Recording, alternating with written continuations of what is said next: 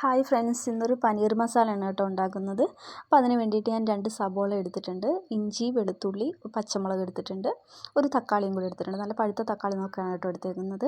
ഇതിന് വേണ്ടിയിട്ട് പാൻ ചൂടായി കഴിയുമ്പോഴത്തേക്ക് നമുക്ക് പനീർ ഒന്ന് ഫ്രൈ ചെയ്തെടുക്കണം. അതിന് വേണ്ടിയിട്ട് ഞാൻ വെളിച്ചെണ്ണ ഉപയോഗിച്ചിട്ടുണ്ട്, നെയ്യും ചേർത്തിട്ടുണ്ട്. നെയ്യ് ഉണ്ടെങ്കിൽ ചേർത്ത് കൊടുക്കുക, ഒന്നുകൂടി ടേസ്റ്റ് ആവും. ഇല്ലെങ്കിൽ വെളിച്ചെണ്ണയിൽ തന്നെ ചെയ്താൽ മതിയാവും കേട്ടോ. ഇപ്പോൾ ഇതൊന്ന് തിരിച്ചും മറിച്ചും അതൊന്ന് ഫ്രൈ ആക്കി എടുക്കണം കേട്ടോ. അത് ഒരു 2-3 മിനിറ്റത്തെ കാര്യമേ ഉള്ളൂ, നമുക്ക് പെട്ടെന്ന് തന്നെ ഫ്രൈ ആയി കിട്ടും.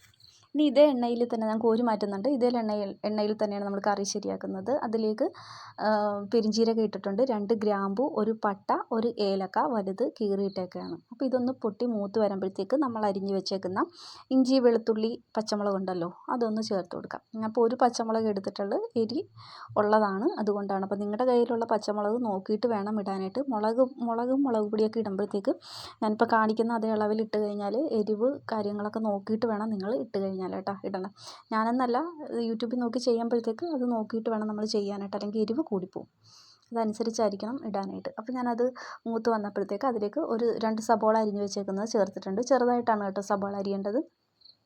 അതിലേക്ക് ഉപ്പും മഞ്ഞൾപ്പൊടിയും കൂടി ഇട്ട് കൊടുക്കുന്നുണ്ട്. ഉപ്പും മഞ്ഞൾപ്പൊടി ഇട്ട് കൊടുത്തു കഴിഞ്ഞാൽ പെട്ടെന്ന് തന്നെ നമുക്കിത് വഴണ്ട് കിട്ടും കേട്ടോ.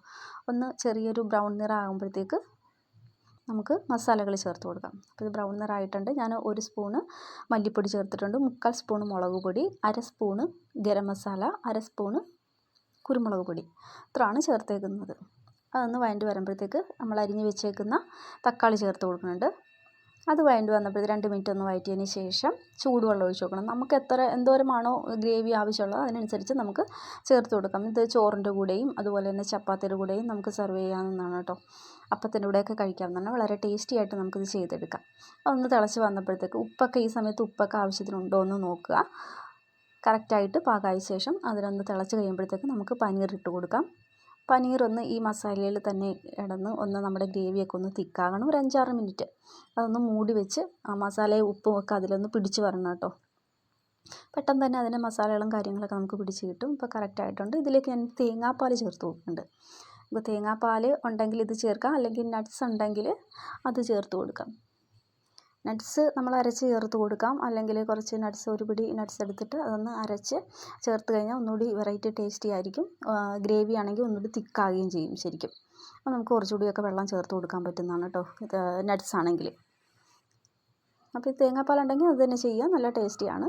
അപ്പോൾ ഇതെൻ്റെ ഗ്രേവിയൊക്കെ ഇതായിട്ടുണ്ട്. ഞാൻ സ്റ്റൗ ഓഫ് ചെയ്ത ശേഷം ഇതിലേക്ക് ഞാൻ കുറച്ച് മല്ലിയില ചേർത്ത് കൊടുക്കുന്നുണ്ട്. മല്ലിയിലയും കറിവേപ്പില ഉണ്ടെങ്കിൽ അതും കൂടി ചേർത്ത് കൊടുക്കാം. അപ്പോൾ ഇത്രയും ചേർത്തിട്ടുണ്ട് കേട്ടോ. അപ്പോൾ എൻ്റെ കറി ഓക്കെ ആയിട്ടുണ്ട്. നല്ല തിക്കായിട്ടാണ് കേട്ടോ എനിക്ക് കിട്ടിയേക്കുന്നത്. ഇനി ഞാനിതൊരു പാത്രത്തിലേക്ക് ആക്കുന്നുണ്ട്. ഇപ്പോൾ ഹോസ്റ്റലിൽ കഴിയുന്നത് അല്ലെങ്കിൽ ഒറ്റക്കൊക്കെ കഴിയുന്നവരാണെങ്കിൽ, ഹോസ്റ്റലിലൊക്കെ കഴിയുന്നതാണെങ്കിൽ ഇതൊക്കെ ഒന്ന് മേടിച്ച് ചെയ്ത് നോക്കാം കേട്ടോ.